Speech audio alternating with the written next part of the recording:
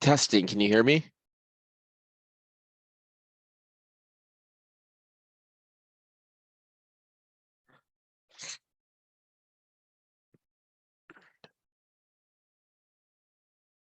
If you guys can hear me, I could see you a moment ago, but I can't hear you on your side. Hello? I can hear you now. All right, Jake, I can hear you. Not now? I can hear you, Jim. Okay. Okay, perfect. All righty, we've got the, is this everyone from your team? Yeah. Excellent. Okay, are we ready? All right, I'm just gonna formally call the meeting to order. This is the Site and Architectural Review Committee meeting of March 28th, 2023. For the benefit of those joining us tonight, the SARC is a subcommittee of the Planning Commission that provides feedback on the architectural design and site layout of proposed development projects before they are presented at the Planning Commission. My name is Alan Zisser. I'm the vice chair of the Planning Commission, and I lead the SARC meeting. And the other member of the commission is Matt Kamkar, who's here tonight. In terms of conducting the meeting, you just had the one item for each item. I'll first announce the item and then ask for staff presentation, after which we may have some questions for staff from the commission. After that, we'll look for any input from the applicant representing the project if they're present, and receive any additional public comments. Following this, we may have follow-up questions for staff, the applicant, or public speakers, and we'll finish by providing our feedback on the project that will then be forwarded to the Planning Commission.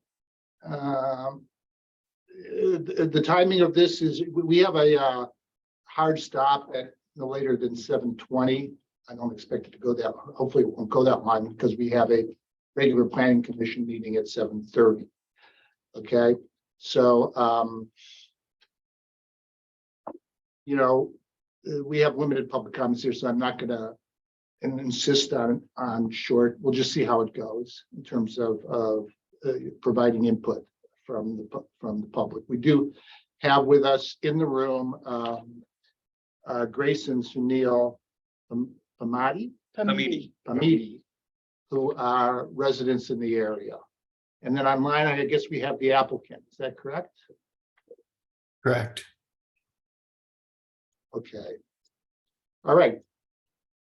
I'll turn this over to staff if there's any modifications. No modifications and no desk items tonight. So it's pretty much as presented in the report. We'll go over it in brief. So again, actually, this is Planning Commission. I mean, Site and Architecture Review Committee. First item's 910 South McGlincy Lane. So the project site is located in the city of Campbell in our M1 light industrial zoning district. It actually is already home to an existing wireless facility, as well as a ground mounted equipment enclosure. The existing cell site is 75 feet and it supports 3 carriers, which include Verizon, T-Mobile, and Dish. Okay, how we get there historically. So this facility was originally established in 1998 under the authority of the California Public Utility Commission. The carrier then at the time was, I think it was GTE Mobile Net, which is then Verizon, which is now Verizon. Since then, the Planning Commission approved 2 use permits, allowing for the second carrier, T-Mobile. Subsequently, in 2014, the Planning Commission approved a conditional use permit for Verizon, which extended the facility approval out through March of 2024. And kind of just as a timeline, as a kind of a related point, since this facility was established, originally California Public Utility Commission, we then had established a wireless ordinance. That ordinance, which had been established, has since been repealed and replaced by a new ordinance, which was established in 2017, which has kind of set a higher bar. Has also established new wireless facility design guidelines or requirements, which are the subject of review tonight. Just as an additional data point, I know for members of the public and community members who are in the area, you might have seen recent activity out there, seeing additional equipment being added to the middle. That particular work was to add a 3rd carrier, that being Dish Network. That was under the provisions of what's called an eligible facilities request. I won't bore you with all the technical details of it, But that particular type of facility request doesn't require public engagement. It's a type of expansion to the facility which is permitted without public review. It's a ministerial permit process, which is done as a building permit. This facility, this application before you tonight, by comparison, is effectively it's a renewal and reestablishment of the entitlement, allowing for an extension of its activity for an additional minimally 10 years. And as part of that, it is a conditional use permit with site and architecture review. And as noted in the report, it does allow for the establishment of a concealed wireless facility. So what you see today is this kind of it's the exposed tower facility, which our code no longer supports this type of facility design. So they now need to go through a process of concealing it. There's a variety of ways that can be accomplished. What the applicant has proposed is a faux tree pole. It's actually been proposed as a eucalyptus species, or at least to mimic one. The applicant being us or somebody else besides us? The applicant being our team online. So Okay. they represent Crown Castle and I suppose in this case Verizon minimally. I think more in the broad sense, it's a masking treatment that's covering all the facility.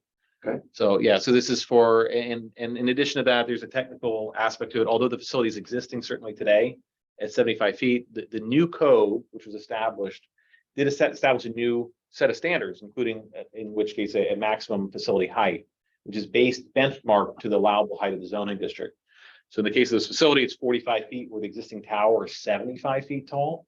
So it exceeds that. And although it's not a subject of discussion tonight, the merits of that height increase, there is a provision in our code that allows for a limited exemption from standards to allow for an increase in height when, if that height wasn't granted, it would result in a significant gap in coverage. And we'll go over that more at the planning commission meeting.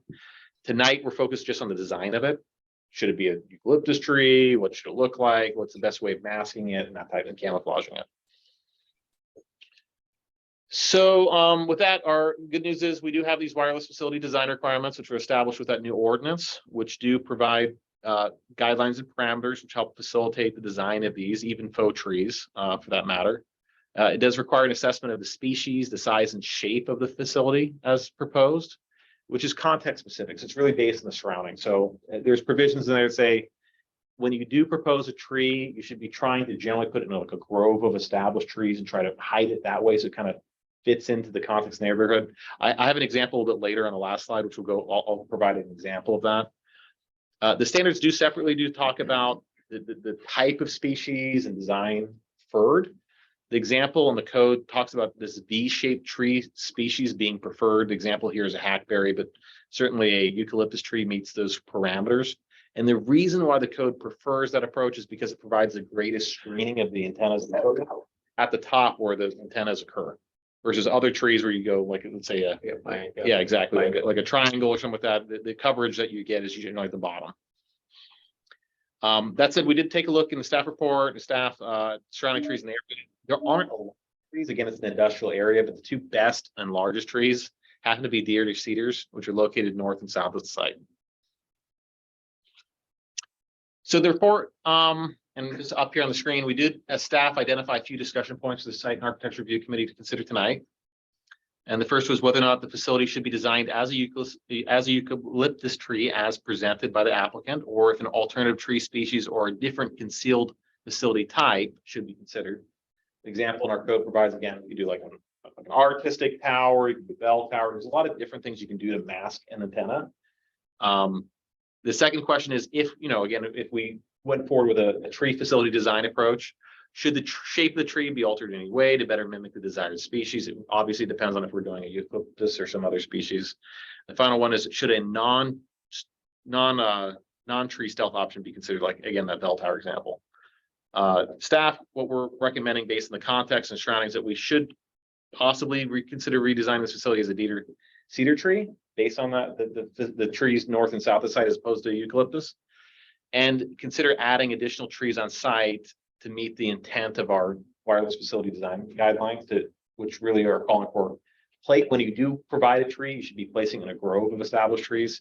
An example of kind of an outcome which might be possible.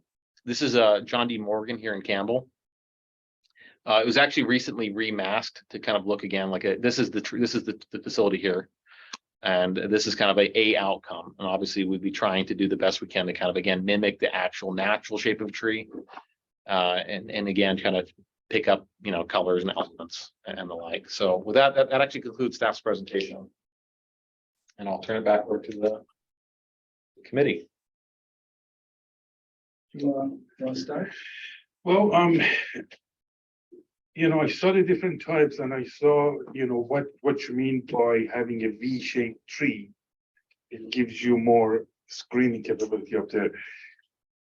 But to me, it would stand out because the other trees are, inverted V and this one is regular V. So if you're trying to screen and sort of hide in the background, this thing stands up like a sore thumb. When it's inverted, it's the other way. So, and then sometimes I drive up Highway 85, and right where in Cupertino, right where 85 and 280 meet, they have some of these trees, and the color is a mismatch, with. I mean, of course, it's impossible to mimic natural colors, especially during different seasons. They actually change colors too. So I would. I would like to see something that mimics, for example, if you look at the tree on the left, it's not too even, some branches are farther out than other branches. So, and that's what I would call nature rather than engineering. Mhm. So I would say, maybe a little bit different branch, going out to mimic more of the nature. And then, of course, the color, I think color should be a, important part of this if our attempt is to hide it in the background. Understood. And so just as not to say it's a foregone conclusion, but you'd suggest then that it should be a tree facility as opposed to the other Yes, design options. yes, And in terms of species, you'd be generally favorable towards the towards the same trees that are in this near the site, deer, cedar, that type the of thing. cedar, yeah. Okay, understood. We go back to the trees that are near the site.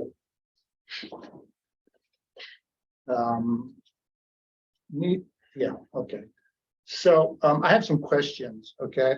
I misread this, this project. I was thinking that it was gonna go, it was existing 45 and that they were asking for it to go 75 feet. So, Mhm. because I looked at it when I went and viewed it yesterday, and I did view it yesterday, it's like, looks a lot higher than 45 feet. Right. But I was estimating about this on 55 feet. I didn't think it's that 75 feet. So we're here just to use the existing structure and add this the screening, right? That's the purpose of the meeting primarily, right? And then determine and recommend what kind, right? So it's just about the screening of the tree of the existing pole. There's nothing being added to Correct. So the yeah, cell this- tower. at this time, I'm not proposing to add additional antennas or increase the height of the facility. We'll get you a chance to. Certainly what I'd comment is, as previously indicated, you do have scenarios like that dish network facility antenna, which could allow for an expansion of the facility without public review or public input. So the intent would be that the concealment approach, which we're establishing through this entitlement, would serve as the boundaries of what could a future eligible facilities request could grant.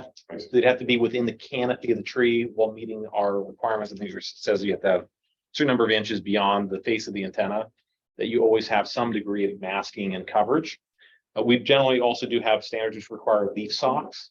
So the antennas themselves need to be clad in an enclosure in themselves, in addition to the branches. Which further, and actually that's evidenced by, well, probably not a perfect example, but that John D. Morgan site, these are actually leaf socked as well, except for that one dish that you're seeing there. So you talked about additional trees.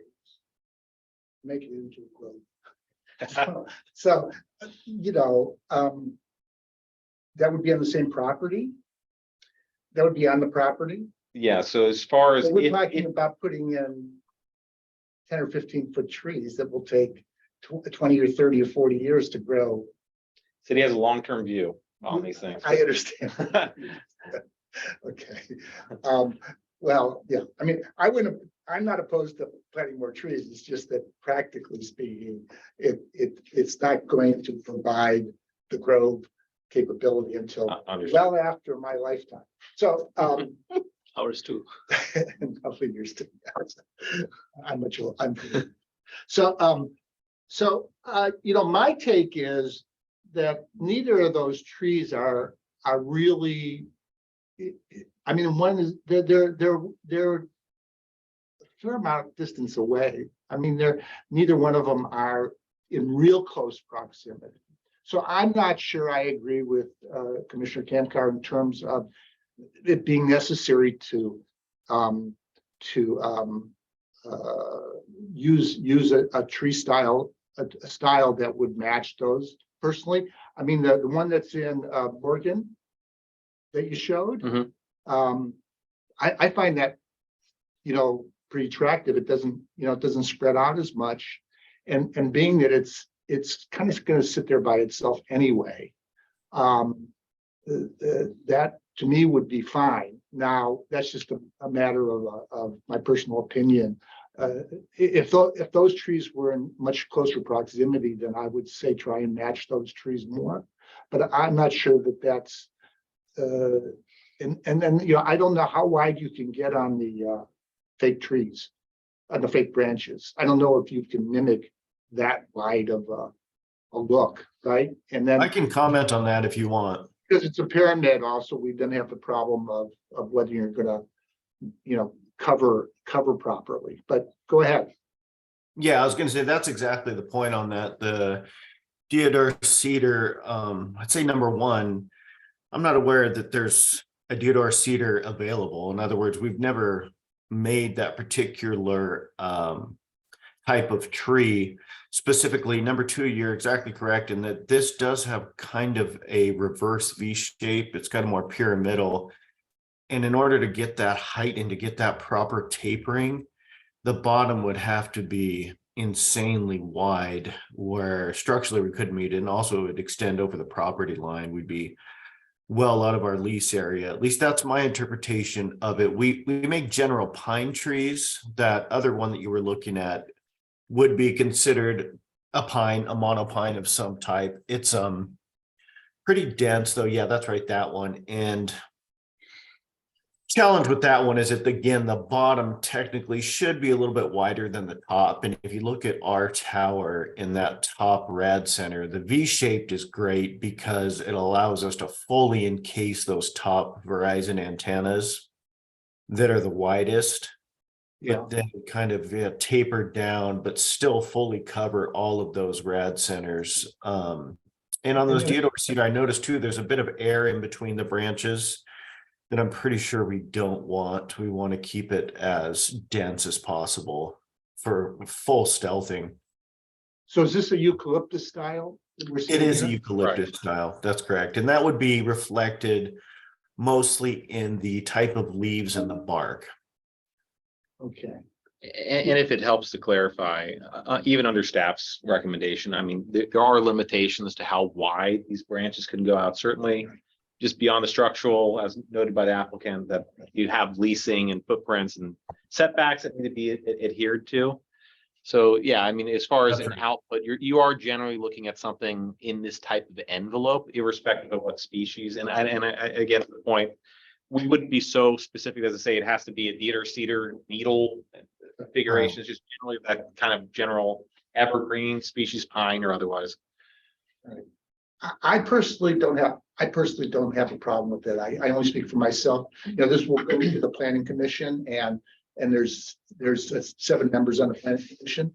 My personal thing would be that, especially now that I know there are residents nearby that are concerned about it, that this would be helpful visually. I mean, my coming in the meeting, not realizing there was a neighbors, that could see it. It's because of the industrial park area. I was thinking it's fine, because all it is, the industrial park, but then I see where you are and you're Right in the middle within of it. viewing distance of the tree. So, I don't think I have any other questions. I had more questions because I thought it was going to go up higher. But that goes away. I have some questions. So let me, before we get to you, should we, let's ask the applicant if they have any comments or that they would like to make at this point. I would just, yeah, I guess further that with, we've had this design for probably a good year and a half, and for what it's worth, we've spent a lot on the design, on the structural engineering, on the planning of it, and there's been a lot of behind the scenes structural engineering and things of that nature that we've certainly invested into this design that, may or may not matter, but it obviously does for us. And we've done a lot of eucalyptus trees. That's one of the advantages, is we know what it looks like. We know how to do it. We've seen them. We've put them up, and I realize that this isn't necessarily a eucalyptus grove, but there are eucalyptuses in the area. They tend to look pretty good as a cell facility. They don't change color. I know that was one of the comments. So they have a little bit of different coloration depending on where they're at in the country. And I wouldn't call them evergreen per se, but they generally keep a green foliage year round, which is nice, because a deciduous tree, there's obvious issues with that in the time when those trees would normally be falling. Color wise, there should be, and I assume that in the conditions, there will be a provision that we have to keep the branches fresh looking so that they don't turn that weird blue color or gray color or any of the other highly unnatural colors that it can get. And planting other plants or other trees around it. The one issue we would have with that is at that bottom rad center, T-Mobile does not want interference from a tree right in front of the antenna. That's obviously a big issue for us. Anything below that is fine, that at maturity still is below that bottom rad center. There already is some vegetation there, and it's pretty mature. It looks like it goes up about 8 feet or so, and clearly that works for us. And I think that it looks good from a street level. We do have the bottom rad center to contend with as far as interference goes, but obviously we have the aesthetic concerns, and we want to make sure that whatever is planted around there are replaced with the existing planting, that it works for everybody. Okay, thanks. Mr. and Mrs. Pamidi, do you have, Yeah, so, thoughts? yeah, exactly. So if you actually look at the pole, that one is probably a slimmer version in the picture. What we've seen is the top part has been growing wider, right? I don't know if it's because the dish is configured that way or whatever. But this piece here, I think that's a picture of the actually actual wider. pole. how recent is it? That's a picture of the actual pole, is it? How That's recent- correct. It is, I could probably say going back 2 to 3 months, something. 2-3 like months? that. Okay, that's not too bad. So it's, I know this is after the dish equipment was installed. which Okay. does provide you a time frame of reference. Okay. I could probably get an exact timestamp. so the concern that I have is with 5G coming and 6G coming and God knows what, I wonder how big that thing is gonna get, right? And I'm wondering if the part of the planning is to say that, even if you go to 5G, 6G, it's not going to get bigger and bigger, right? Well, I think that's a good question for the applicant, is like, what is the future? We put in this fall tree Right. stuff and cover it. Mhm. What's the likelihood of your need to go in the next few years and put in more equipment? How does that affect things?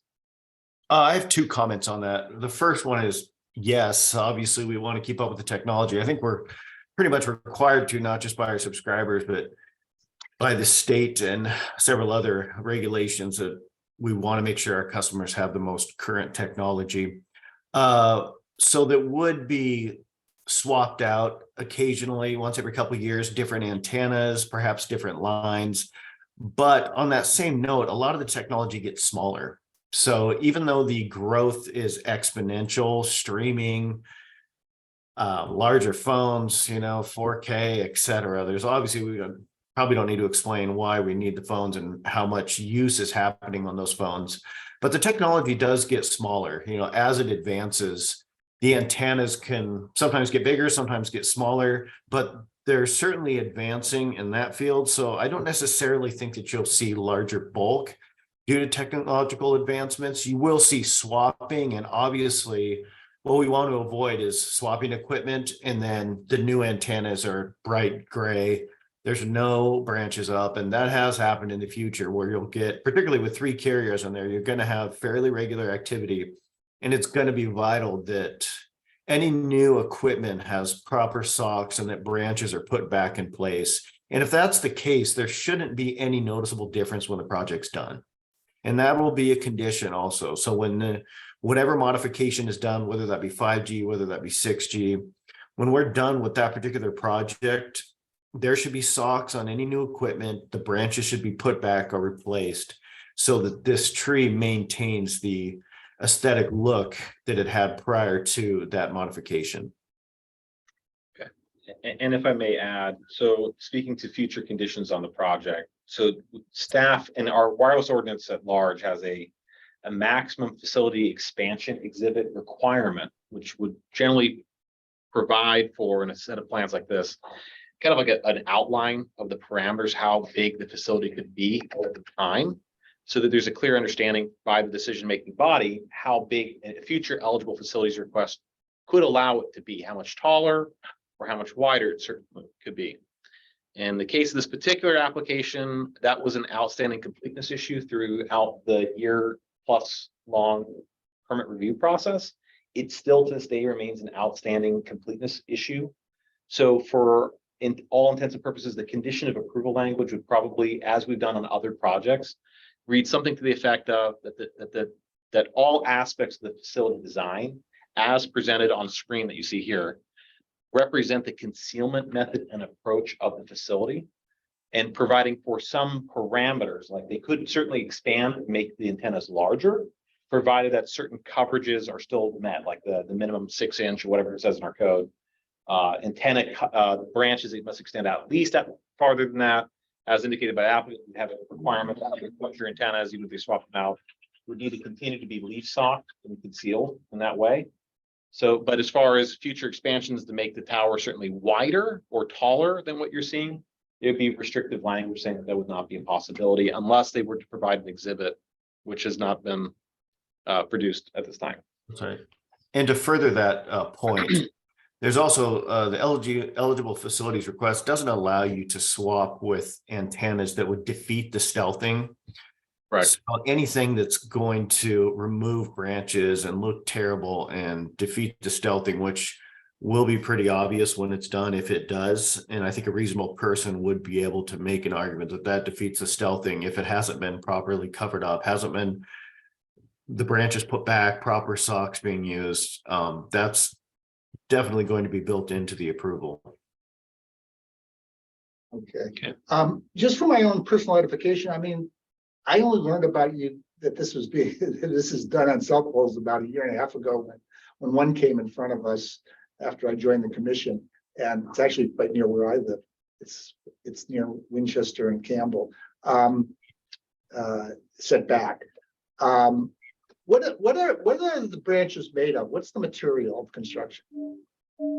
So it's generally this actual leaves and branches are, and Jim can correct me on this if I'm wrong, but a FRP fiberglass reinforced plastic. So essentially what that is a durable, strong material that radio frequency can still transmit through. So it's called FRP, fiberglass reinforced plastic, but it's a fancy way of saying that it's durable fiberglass that still allows a radio signal to transmit through.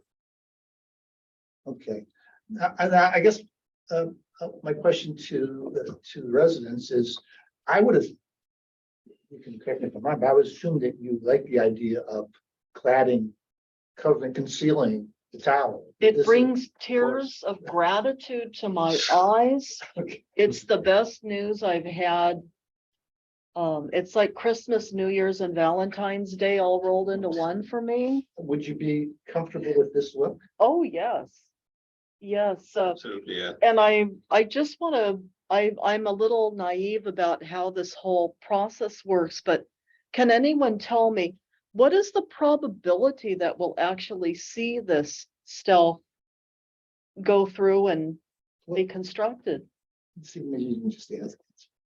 So I mean, that is the applicant's proposal. So they have come forward to renew the facility. They have an expiration date that they're mindful of. So in order to continue the operation of it, they would need to come forward with the permit that you're seeing in order to continue the operation of it. So in terms of timing, they'd have a year from the approval date. That being, if we're going to, I believe the planning commission on April 25th. So next month, they'd have a year from next month, the 25th. They come forward with an application to submit for this proposal and get building permits issued and complete the work. So there will need to be something done to the facility to comply with the current wireless facility design requirements. Mhm. Either stealth tree, as you're seeing, or some other option like that, but highly likely. Mhm. Okay, Yeah, that's we good are enough. looking to, from an applicant perspective, we have absolutely no reason to delay on stealthing it. We're looking for closure too. We want to get this done and move on and have a happily stealth facility. Just out of curiosity, the applicant that cell tower is maintained by Crown Castle, from what I understand. Yeah, I believe Because Crown Castle is the primary leaseholder of the property, yes. so the applicant is Crown Castle or somebody else? Is it a third party? I'm just curious. I represent Crown Castle, so basically my company is just Virtual Sidewalk, but it's basically being a couple employees, and we do the permitting, zoning, and some leasing, but this is essentially what I do as a full-time gig, is Okay, zoning for cellular facilities, which you'll find is pretty common. Almost any application that you see come forward beyond a simple modification is going to be by a firm that specializes in zoning and leasing of cellular properties. interesting. So, Okay, thank you. So I have a question. First of all, how far is your house from the wall? Would you say? I would say about 1,000 feet, maybe. 1,000 feet, okay. And Maybe then- more. Yeah. And then the question is for the applicant.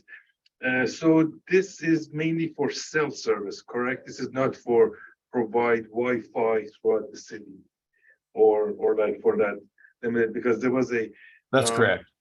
yeah, there was a proposal, I think Google or somebody, they said they would hang tiny antennas from every like street light pole. And this way they create Wi-Fi throughout the city. This would not be No. competing with that. This is just for cell service, correct?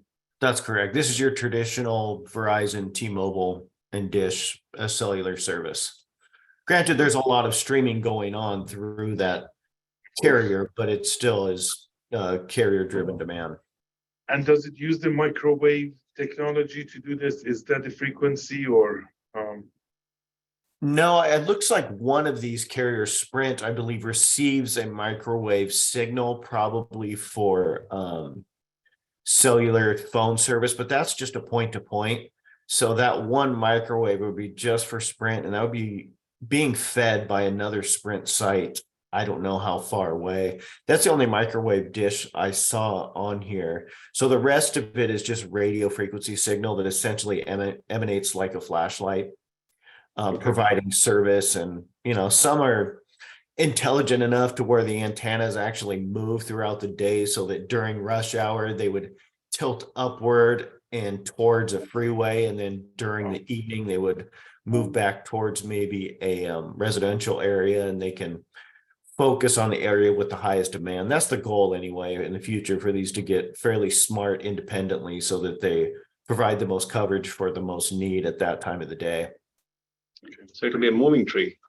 And just as a reminder It's just that. in terms of meeting management tonight, so as a reminder of time, we're approaching 7:15. It would be helpful for staff to have clear guidance in terms of the species of tree which would be preferred on the site and the approach. So we can pass Well, on. I can't speak for Commissioner Kamkar, but I would certainly recommend this look, the species look. I think especially since we have input from neighbors that would be comfortable with this, and I think it from what I'm understanding, it works best for a tower of this type rather than to have a more of a pyramid shape. And I don't necessarily feel like it needs to match the handful of trees that are in the area. you know, it sits out there by itself pretty much, and there's not a lot of tree Yeah. coverage. in I agree. general, but- And that will expedite the process also, I would like to say, if we stick with this design, it will certainly expedite the process because all the hard work has already been done of the engineering. And I have no strong feelings about planting other trees personally, because it seems to me it's probably limited in terms of the location there and the input from the applicant, it could cause a problem. And I don't have as long a view as the city. How about the color? Is there anything you can do about the color? You see, you mentioned color. Yeah. Application. Well, don't you want green? No, I do, but I see that other tree next to it that looks like dark something. Are they trying to color match or? Yeah, and I think we're gonna provide a sample of the leaves too. An actual physical sample.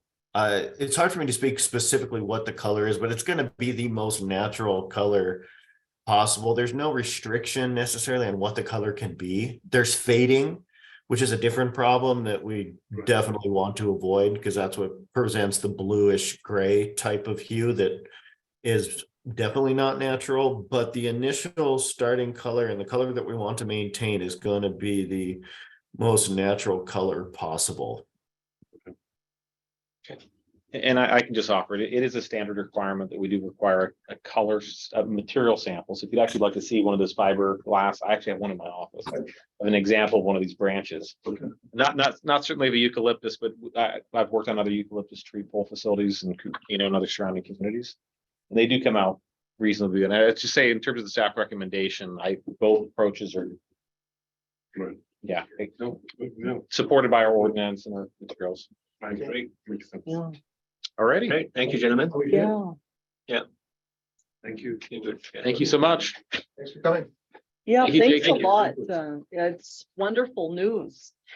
Yeah, we'll That's good. celebrate. Like that. Last Yeah, point. we'd be happy to comply. Thank you. Thank you. Thank Alrighty, thank you, gentlemen. Jacob. Thank you, Jim. Yep, bye-bye. Thanks.